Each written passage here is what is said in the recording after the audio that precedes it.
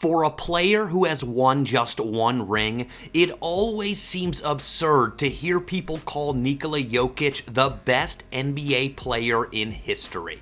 Someone in a front office said this to me at Summer League, and I just hadn't heard it verbalized like this. Nik Jokic might be the best offensive player in the history of the NBA. Well, he might be the best player in the history of the NBA. But statements like this can only be understood when you actually watch him play. It gets even better if you've been watching him from the start, too. Why? Because then you can understand why this version of Nikola Jokic is exactly what the NBA feared the most. However, if you've not been following, today we'll show you how a slow, unathletic second-round pick has the NBA scared. But just before we get into all that, let's start with the NBA's love for athleticism and how the Joker is changing that. I mean, just a big tub of lard, just shoving people around. You know, no six-pack, they ain't stealth built or anything like that.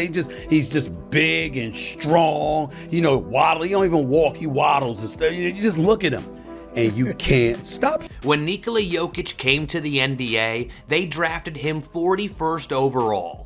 Why? Well, not only did he look out of shape, but he played a style of basketball that scouts believe would eventually get exposed.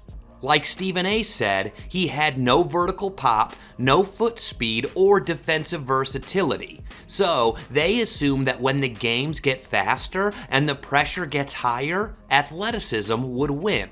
That was the general idea. Only now people are starting to see how it doesn't apply to the Joker. Yeah, Nikola Jokic was a fat guy from the Balkans, and then he ended up being incredible. One of the greatest players of all time. How are you supposed to know? That quote captures the league's blind spot perfectly.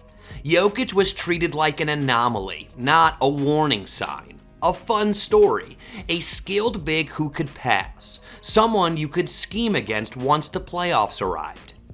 Even as his numbers climbed, the doubts never fully disappeared.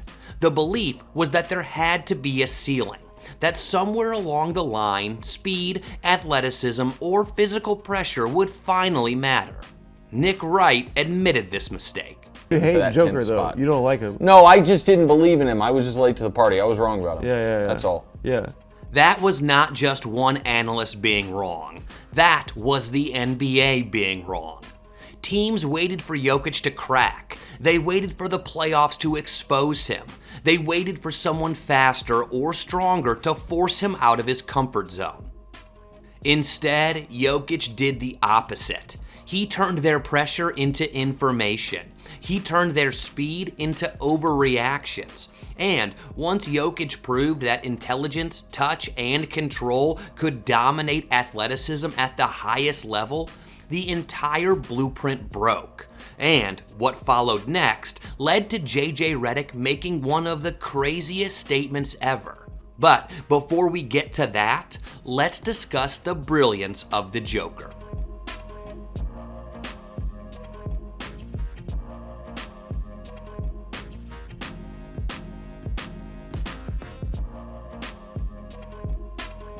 People always knew Jokic was brilliant, but the NBA believed brilliance without athleticism had limits. They thought in the playoffs, eventually someone would speed him up, bump him off his spots, and force mistakes. But then the awards started piling up. Back-to-back MVPs in 2021 and 2022 shattered the first layer of denial. Jokic was not just producing numbers. He was doing it with efficiency the league had never seen from a high-usage player.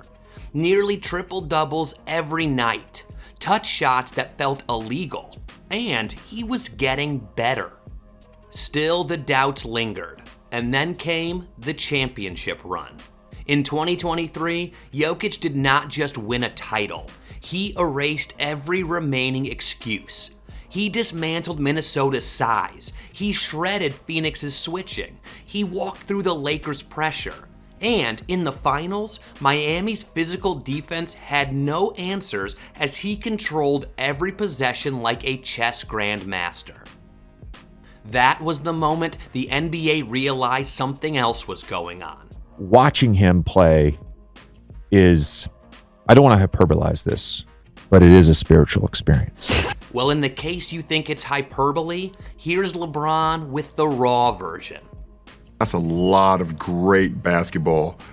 Like stuff like you just said we haven't seen before. Yeah, it's crazy. It just looks too easy. And he's so damn good that he's so good that people barely talk about it. Right. Like it's normal. This shit is not normal. It's not normal what he's doing, guys. I'm sorry.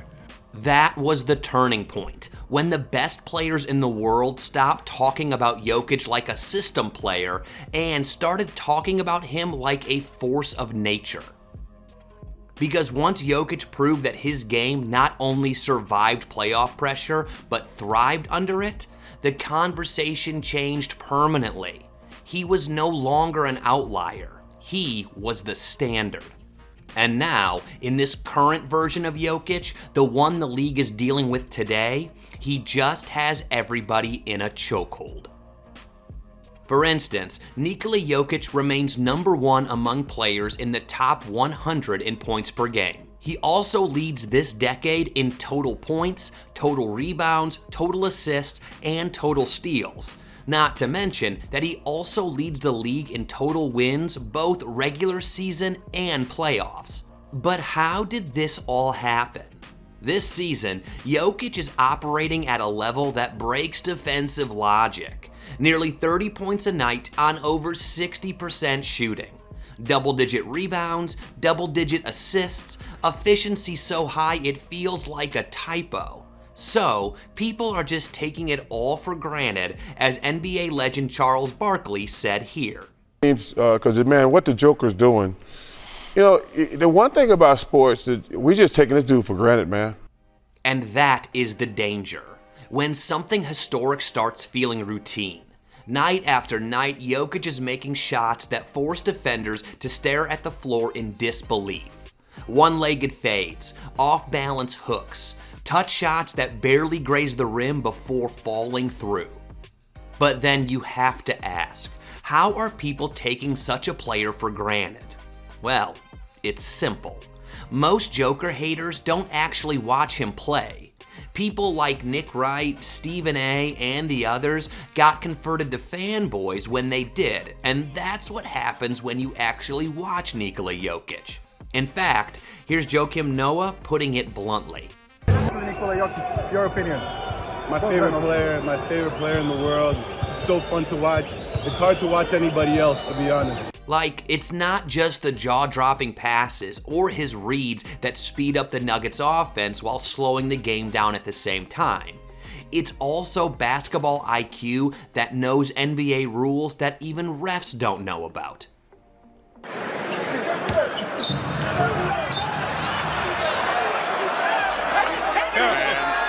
Not surprising that the Joker is letting us know that NBA refs are a joke.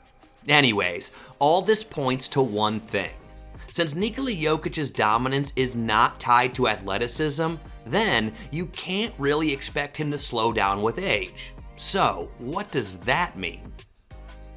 When a player's game does not rely on speed or lift or beating you to a spot, but rests on touch, anticipation, and decision-making that stays elite as the body ages, can there really be a possible expiration date? Or is this a version of Jokic that he'll still improve on? Only time will tell. But right now, the Joker is so good that the NBA is filled with all kinds of mini Jokers. Think about Alperen Şengün and Chinese Jokic Hansing Yang. In fact, the Joker's greatness is so natural that the influence is spreading beyond the NBA itself. We are now getting Sambor shuffles in women's college basketball? The feathery touch! A secret no more, fade away, on to Crooks. When younger players start copying your counters, you are no longer just dominating. You are shaping the game. Legends see it too. I know he's the greatest in this era right now, for sure. And as great as Steph Curry has been, as great as KD and all those guys have been, because Jokic gets it done in multiple categories. That is the part the league cannot scheme against. Jokic is not just winning matchups, he is changing how basketball feels when he is on the floor. Nikola Jokic has quietly reached the version of himself the NBA hoped would never fully arrive. The pace is still deliberate, the movements still look unthreatening, but now they are backed by efficiency, vision, and control that never cracks under pressure. He was supposed to have a ceiling. He was supposed to be hunted in the playoffs. He was supposed to slow down with age. Instead, he is leading the decade in points, rebounds, assists, steals, and total wins while making it all look effortless. This is not just dominance. This is inevitability. So the question is no longer whether Jokic is the best player in the league. The real question is how long the rest of the NBA can survive a player who bends the game without ever forcing it. Do you think Jokic adds another ring and pushes his case even further this postseason? Let us know in the comments. And if you want to go even deeper into this version of Nikola Jokic, watch What Nikola Jokic is Doing to the NBA is Crazy next.